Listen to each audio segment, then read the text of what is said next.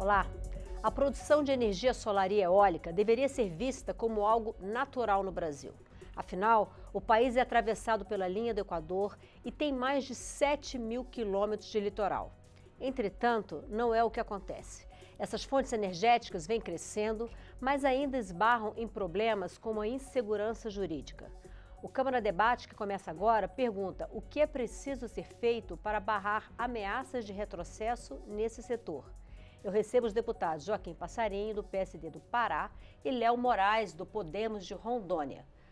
Deputado Joaquim Passarinho, deputado Léo Moraes, muito obrigada pela presença. Eu queria começar com o senhor, que é vice-presidente da comissão que está debatendo o Código Brasileiro de Energia Elétrica. Queria que o senhor explicasse o que a ANEEL está querendo nesse processo de redução de subsídios, como é que funciona hoje, o que eles estão querendo mudar na legislação. Assim, eu queria agradecer, parabenizar o Léo que está aqui conosco nesse debate, agradecer à TV Câmara e dizer, primeiro, na sua fala, você falou que deveria ser essa energia eólica e solar, devia ser natural no Brasil. Eu acho que não ser natural, tem que ser prioritário. Né? Prioritário. Porque além de ser renováveis, elas são energia com baixo impacto.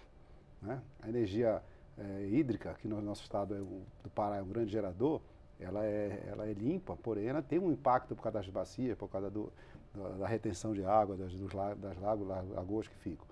Mas a solar e a eólica, ela tinha que ser prioritária no país, que tem uma incidência solar durante os 12 meses do ano. Então, não podemos ter esse retrocesso. O que está acontecendo é que a Agência Nacional de Energia Elétrica, a ANEEL, soltou uma consulta pública, ainda uma consulta pública, não é uma decisão, querendo taxar o uso da rede de transmissão por essas energias, do qual a tese ela é aceita, né? Porque até um certo ponto que você produz um pouco de carga de energia e solta na rede durante o dia, você consome à noite. Então você está utilizando aquela rede, mas muito pouco. Quando você você produz um excesso de energia solar, por exemplo, você põe na rede, quem vai consumir é o seu vizinho, se precisar. Então você usa um trecho muito pequeno dessa rede de transmissão, que tem poste, tem fios elétricos, tem transformadores, que precisa ter manutenção. Mas, segundo a Agência Nacional, ela quer taxar no máximo. E aí você entraria com uma nova taxa de 57% em cima da energia renovável, limpa, eólica e solar. Isso aí entra naquilo que você falou. Você abriu o mercado, você teve investimentos de pessoas físicas e de pessoas jurídicas, uma iniciativa privada que investiram no setor, em baratear o preço das placas, em baratear o custo dessa energia, e essas pessoas agora têm um susto de poder ter o seu investimento taxado em quase 60%. Então, isso é um absurdo, nós não podemos aceitar. Nós defendemos a tese de que precisa colaborar, mas com um percentual bem menor do que está se falando, e nós não podemos mudar a regra do jogo. As pessoas que estão aí fizeram fizeram investimentos que vão recuperar em 5, 6 anos. Nós não podemos mudar essa regra do jogo. Então, acho que nós, em todas as comissões, na nossa Comissão de Minas e Energia, do qual o Léo é um grande participante, como também nesse novo Código Brasileiro de Energia Elétrica, nós vamos poder dar um freio na agência para que ela possa trabalhar em favor da população e não em favor das grandes distribuidoras desse país. Deputado Léo Moraes, o senhor que integra essa comissão, que está discutindo a junção, a unificação de todas as normas que tem no Brasil em relação à energia elétrica, o deputado Joaquim Passarinho falou, as pessoas investiram, e é um investimento que, quando se faz, se pensa na pessoa física, se pensa pelo menos no médio prazo, porque você tem uma redução de custos, isso vai se pagando paulatinamente, né? E, de uma hora para outra, querem aumentar 57%. O mercado já está suficientemente maduro para absorver 57% de aumento? Bem, primeiro eu registro que é uma satisfação participar desse bate-papo com o deputado Joaquim Passarinho, que é uma referência desse tema no nosso Congresso Nacional, que inclusive há dias atrás conseguiu evitar mais um assalto legalizado contra a população do nosso país, no que diz respeito a arredondamento, majoração das bandeiras tarifárias do nosso país. O deputado muito diligente fez essa observação, entre linhas da resolução da ANEEL, convocamos a direção da ANEEL e eles tiveram que reparar esta falha que ia lesar em mais de 200 milhões a nossa população brasileira. O que diz respeito ao Código Brasileiro de Energia Elétrica, que já tem uma apresentação de anteprojeto, que teremos um outro debate, é importante nós limitarmos o poder de atuação da agência reguladora. Afinal, ela extrapola as suas prerrogativas pelo motivo e sob a batuta de um emaranhado de leis, normas e resoluções, que eles se confundem, que ele traz, elas, as resoluções trazem insegurança jurídica e permitem que esses abusos sejam cometidos. Nós vamos fazer um encontro de tudo isso através desse código, para que em outro momento nós não tenhamos que debater em uma consulta pública com um prazo exíguo, que já fizemos requerimento, inclusive, para que dilate esse prazo, para debater com a sociedade brasileira. Afinal, começou em outubro a consulta. Exatamente. Afinal, nos parece má fé ou vontade de atender outras matrizes de energia elétrica que são mais caras, dispendiosas e sujas, que poluem o nosso meio ambiente, como é o caso da energia termoelétrica. Por exemplo, que gasta muito querosene, muito diesel, muito combustível e, proporcionalmente, é a fonte que mais fica com as divisas dos impostos. Não faz sentido, ainda mais num país, como você já mencionou, equatorial, onde passa a nossa linha do Equador, onde temos sol 24 horas, 12 meses por ano, e a gente tem que passar por mais esse abuso aos nossos olhos. E esse trabalho do Código Brasileiro de Energia Elétrica é de suma importância, junto com a atuação muito forte dos membros da nossa Comissão de Minas e Energia. Temos que limitar a atuação da agência reguladora, como o deputado Passarinho bem disse, me parece que ela está lá mais interessada em atender as distribuidoras, o interesse das empresas, do que propriamente equilibrar e mediar os conflitos e atender o consumidor. Parece que se perdeu no tempo o que deveria ser sua missão e seus valores em defesa da sociedade brasileira. Deputado Joaquim Passarinho, a gente está falando um pouquinho sobre energia eólica. Quando a gente viaja pelo Nordeste brasileiro, eu viajo pelo Nordeste brasileiro há algumas décadas, é perceptível a olhos nus a quantidade, como a energia eólica cresceu, né? Então, esse tipo de mudança, ele tem um impacto para o mercado muito grande, e não simplesmente para cada indivíduo. Para um mercado que tem muito potencial para crescer ainda, né? Com certeza, você tem toda essa costa brasileira, principalmente o Nordeste brasileiro, né, e o pedaço lá do Sul, que é a área mais indicada para se fazer as fazendas de energia eólica, que ela tem um pouco de diferença, né? A energia eólica, ela continua precisando fazer em grande escala, em grandes equipamentos. A energia solar começou dessa maneira, mas conseguiu hoje chegar ao pequeno, chegar à residência das pessoas, né? Você pode hoje ser um autoprodutor de energia durante o dia e depois reconsumir aquilo que você produziu a mais, trazer de volta para a sua casa. Então, são parecidas pelo seu método, porém, a estrutura da energia eólica, ela precisa de grandes fazendas, né? Precisa de grandes equipamentos. Não chegamos isso ainda à casa das pessoas, do indivíduo. Porém, esse modelo que nós temos que perseguir, né? Você tem, o Léo estava falando, 12 horas de sol, mas tem 24 horas de vento, né? A eólica tem essa vantagem, ela está 24 horas rodando e produzindo energia limpa, né? E com pequenos danos, pelo contrário, danos nenhum praticamente, e geração de emprego, geração de renda no nosso país. Então, nós precisamos incentivar cada vez mais isso, e vou dizer, a ideia que nós estamos colocando é estudando outros países que aconteceram isso. Então, o que tem no mundo é que até 5% de produção de energia, e hoje a energia solar ela é apenas 1,5% da energia produzida no Brasil, apenas, a eólica menos ainda. Quer dizer, esse impacto na rede de transmissão ainda é muito pouco. O que nós temos de modelo no mundo é de que até 5% de produção você mais ajuda colocando energia na rede do que atrapalha.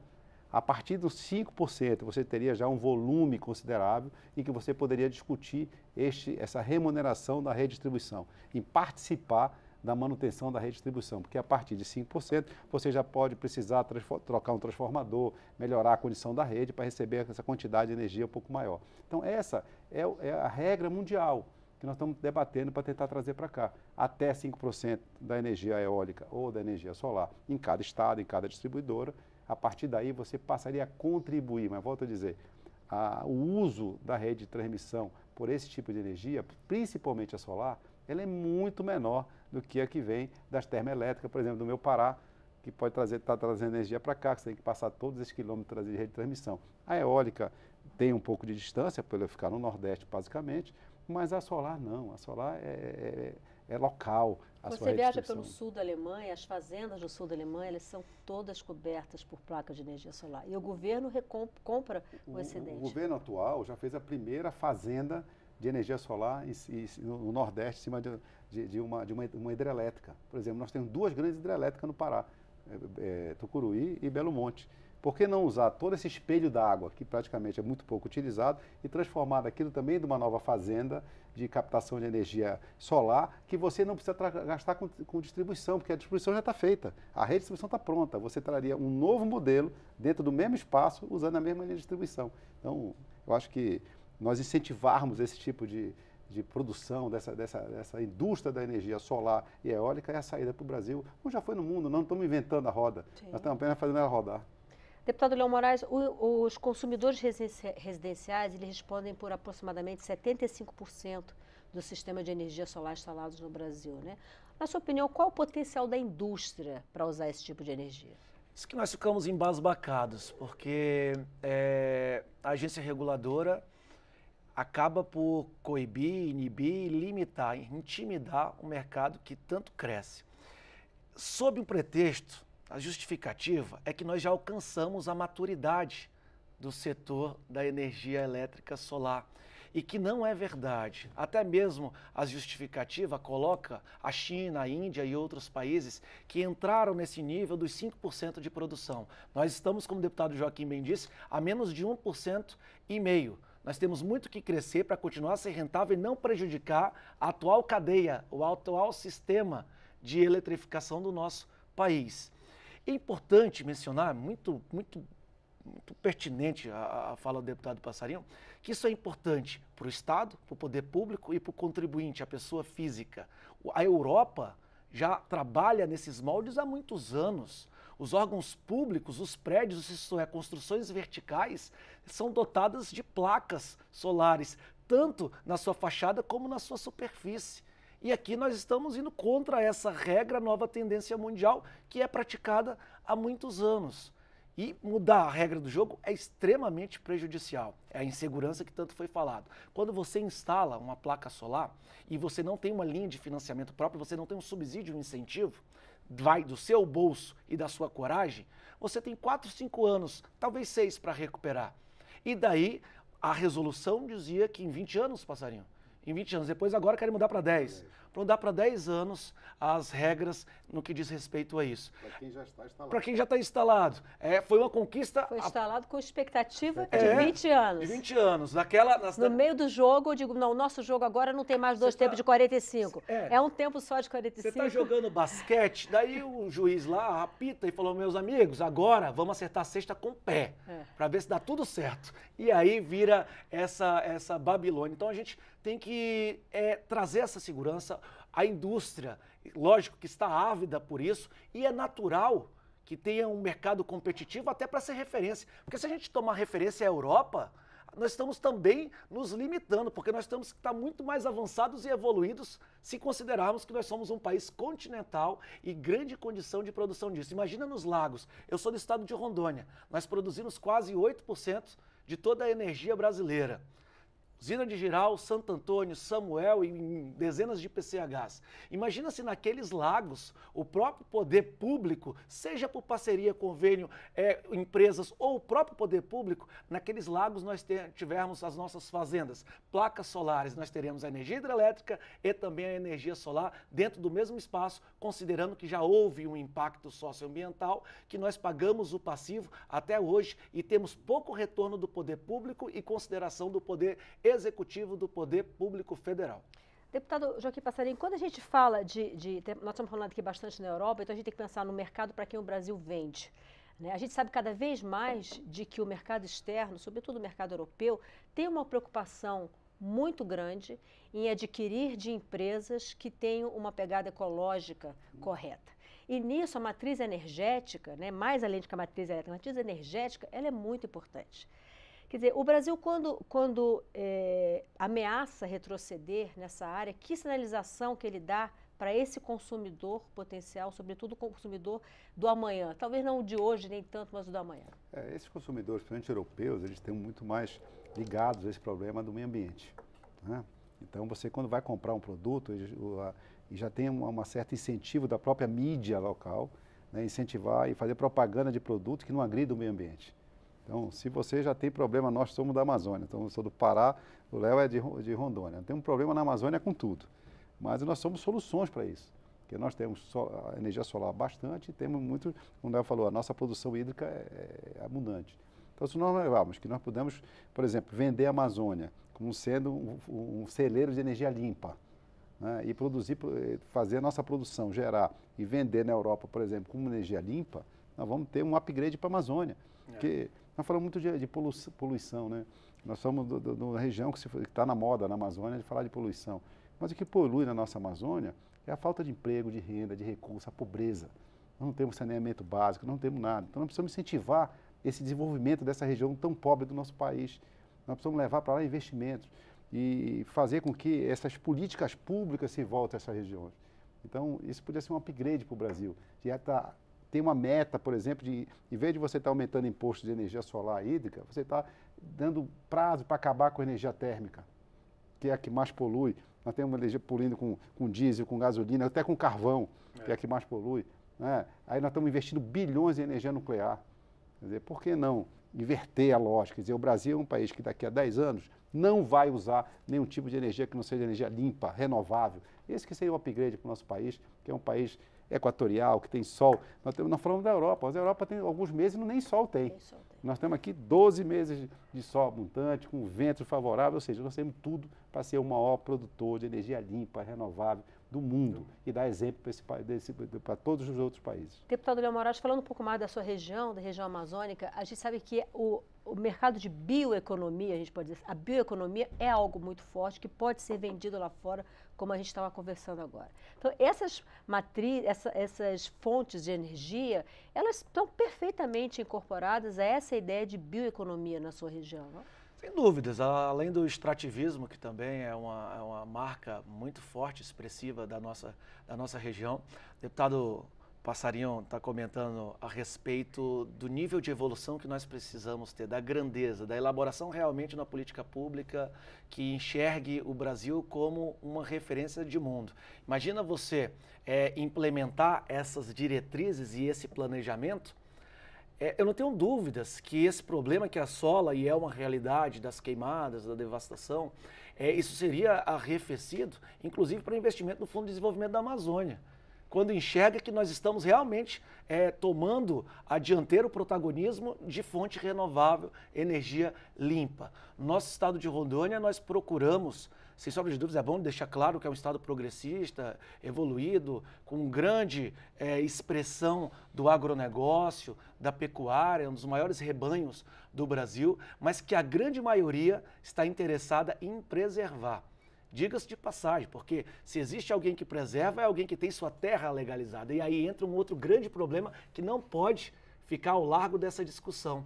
Tem que perpassar por isso, que é a regularização fundiária, que é a entrega das escrituras, para que essas pessoas possam também ser monitoradas, possam ser cobradas, mas que eles possam fazer o dever de casa. Porque quem produz tem que produzir com responsabilidade e a maioria massacrante tem esse interesse. Então, quando você fala das economias alternativas, da bioeconomia, ela passa obrigatoriamente pelo grande, pelo médio, pela agricultura familiar de subsistência e o extrativismo. Eu acho todas essas economias se dialogando, conversando e o Brasil mostrando o que quer, nós temos que fazer valer a nossa grandeza, o nosso tamanho e falar que a Amazônia, ela é do Brasil, nós temos que ter essa hegemonia e que a gente vai dar exemplo para todos os outros países. E esse envolvimento dos pequenos produtores, das famílias, de tudo que vamos chamar micro, nesse tipo de economia, é outra coisa que é super valorizada. É onde fica o dinheiro, né? E é super valorizado lá fora também. Você tem mais importância da energia solar. Sim. Você está numa energia, você está no nossa Amazônia imensa, você está num campo isolado, você está numa povoada isolado, que está ligando o seu motorzinho térmico com diesel, né? E você pode levar para lá um polo de energia solar, sem precisar de grande redistribuição, fazer a distribuição local. Então, a grande mote da energia solar é que ele atende o grande e atende o pequeno produtor. O público e o privado pode todos. fazer. Então, esse é um modelo que nós temos que incentivar no nosso país, principalmente na nossa Amazônia. Deputado, o senhor que é vice-presidente da comissão especial que debate o Código Brasileiro de Energia Elétrica, o que se pode esperar do Código, dessa fusão, dessa reorganização das normas, vamos dizer assim, em relação a essas duas fontes energéticas, a eólica e a solar? Olha, nós estamos precisando, o Código seria apenas uma condensação de toda essa legislação, normas, decretos, portarias, que no Brasil nós temos uma fazenda disso, né? Nós somos muito criativos. Para cada modelo desse, nós fazemos 200 leis, tantos decretos, tantas normas, tantos editais. Então a ideia é você condensar. Quando eu quero falar de energia, eu vou procurar onde? Você nem sabe hoje. Então você procurar num local só, né? Num vatimeco, né? Do jurídico. Então aqui estaria condensado toda a legislação. Nós vamos achar com isso, com certeza já estamos vendo, tem muita lei sobrepondo outra, decretos e normas sobrepondo outra, vamos fazer uma limpeza nisso e vamos tentar, dentro desse código, dar um norte do que esse país precisa, né? Para que a gente possa trazer a segurança jurídica, que a gente possa dizer para onde nós queremos ir, né, na área de energia e não ficarmos à disposição de uma meia dúzia que faz uma consulta de 45 dias, com um tema tão importante como esse. Será uma consulta que irá dar por uns 2 anos. Né? Tem que ir lá em Rondônia, nós somos grandes produtores e hoje nós dois estados somos produtores e vamos ver, pela Constituição nós não recebemos nem ICMS pela energia que exportamos.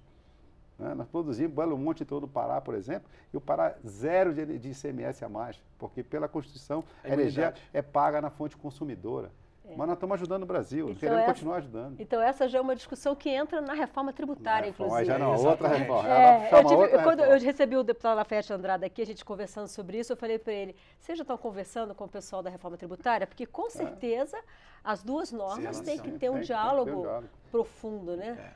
Para não correr risco de se consolidar um conjunto de normas, amanhã se aprova uma reforma tributária. Existem caminhos, nós temos imunidade tributária para combustíveis e para energia elétrica, como é o nosso caso.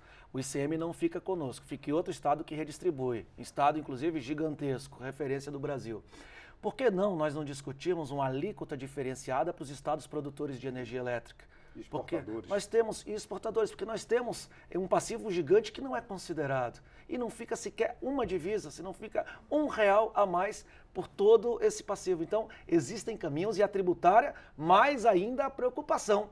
Porque nos parece que ainda querem tirar mais de quem menos tem. Então, a gente tem que ter muito cuidado com tudo isso. Essa é sempre a grande briga, a grande luta da reforma tributária. Eu diria que talvez, se for caminhar nesse sentido, de um incentivo para quem produz energia e vende, talvez o incentivo ainda maior para quem produz energia limpa. Nesse caso, exatamente. É isso que a gente está falando. Porque, como você falou, a energia hidrelétrica é limpa, mas tem uma série de consequências. Um impacto muito menor. Só para você ter uma ideia, Belo Monte, agora quando terminou a sua obra, eu estou na rua 24 mil pessoas na construção civil. E essas pessoas fazem um bolsão de pobreza do entorno que fica com o Estado e com o município. A União não participa disso. Quem participa de saúde, educação, transporte, moradia, são estados e municípios que ficam com essas mazelas no entorno. O impacto que vocês estão há poucos anos, talvez 2, que Rondônia passou a 10. Não, nós temos a 30 por causa de Tucuruí. Mas Belo Monte, que é gigante, é imensa. E daí, o que acontece? Tu não tem escola, tu não tem hospital, tu não tem posto de saúde, o Estado, o governo federal te apoia? Não. Tem uma política, não tem política segmentada. E daí aumenta os índices de criminalidade, de doença e tantas outras coisas. Enfim, é um problema muito grave. Deputado, e muitos programas para discutir isso. Muito obrigada. Obrigado, agradeço. Deputado Joaquim Passarinho, muito obrigado. Agradeço ao Léo aí pela parceria. Um abraço. Obrigado. Essa edição do Câmara Debate termina aqui. Nós conversamos sobre a importância de um marco regulatório para a produção de energia eólica e solar. Eu recebi os deputados Joaquim Passarinho, do PSD do Pará, e Léo Moraes, do Podemos de Rondônia. Obrigada por sua audiência pela TV Câmara e Rádio Câmara. Você pode rever este e todos os nossos programas pelo YouTube ou na página da TV Câmara na internet. Eu sou Maristela Santana e a gente se vê em uma próxima edição do Câmara Debate. Até lá.